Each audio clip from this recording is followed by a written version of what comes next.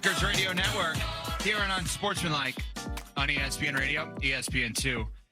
Oh, boy. As if the Mahomes conversation wasn't enough in terms of season-ending injuries, in terms of potential long-term impact, it looks like, again, another sports tragedy. Again, that's what CC always puts the sports in front of it. I think it's a brilliant move, and I love the way he does it because is it a real-life tragedy what happened to Micah Parsons? No. Is it a sports tragedy?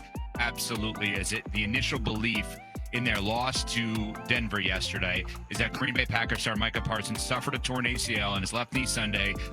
The sources confirmed to Adam Schefter and ESPN. Pro Football Talk reported the news first. Smalls, obviously, before we hear from LaFleur and Love and we talk about the Packers, you are a Packers fan, Michelle. So your reaction when you saw your best defensive player and maybe the best defensive player in the league go down with that injury yesterday? Devastating. Absolutely devastating. That was such a fun game for the majority of it. And then it just unraveled so quickly for Green Bay. Christian Watson, the turnovers, and then the Micah injury. You just kind of held your breath. And I don't want to say watched your season unravel, but you felt like you were watching your season unravel. And I know that pales in comparison to the disappointment that Micah Parsons probably feels. I mean, he's a step away from a sack in that moment. He's been having an unbelievable year. He goes to Green Bay. He's such a force immediately. This is a team that you feel like when they're at their best could absolutely win a Super Bowl. And for him in that moment to have that injury, it's just absolutely devastating for him. It's devastating for this team, and it's devastating for their chances of winning a Super Bowl. Yeah, here's the thing. The rest of the year becomes a referendum on Jordan Love. This is what they pay you all the money for, to help your team overcome injuries like this. The Micah Parsons injury is a huge blow and absolutely affects how we view this team in terms of what their potential ceiling is. But they still control their own destiny in terms of being able to win their division. And the goal for the Packers should be to make sure they position themselves to host at least 2 home playoff games. That's still within reach. So if you're Jordan Love, you've got to find a way to help your team overcome. Now, that's easier said than done without having Micah on the defensive side of the ball. Also, potentially Christian Watson and what that injury can do to your offense. We've noted how important he's been to unlocking a different gear for Jordan Love now that he's gotten back into a groove. So a lot of focus is going to be on number 10 for Green Bay, and rightfully so. Evan, coming into this year, you said this needs to be the last year of us getting to know Jordan Love. Well, this is an opportunity for Jordan Love to make a statement about who he is and what his tenure as a Green Bay Packers quarterback is going to be all about. Are you going to wilt when the pressure is at its greatest and when the lift is at its heaviest? Or are you going to be able to come through like your predecessors? That is what remains to be seen. But yesterday in the second half, he did not cover himself in glory. The 2 interceptions, especially the last one to Dontavian Wicks, those are throws that can't happen. Enough with this business about fading away and throwing the football. Step into the throw, drive the football, put it on target, make an accurate throw. When you have situations like that, turnovers with the game in the balance, I can't tell you what it does to the team's morale. Your franchise quarterback has got to step up and be the reason why you win games and not the reason why your team doesn't have a chance in the end. And yesterday, it was the latter for Jordan Love. Now, he's been playing lights out over the last month, but games like what we saw yesterday is why they pay you $55 million a year. And Jordan Love did not come through for him. Well, let's hear from the quarterback. Jordan Love says there's a lot left in front of them this season. Well, yeah, I think there's still so much more out in front of us that, it's just that mindset where we just got to stay together and, go into this next week, big game against the Bears in Chicago. So, everybody be ready for that, but we just got to get back to work and prepare this week and, get our bodies back. But we've been here before in these tough games where you just got to stay together and keep going. Can they get to the Super Bowl without Parsons and now Watson? No. So their season's over. I don't want to give up all hope, but you're talking about the best player on the team. Obviously, the best player on defense.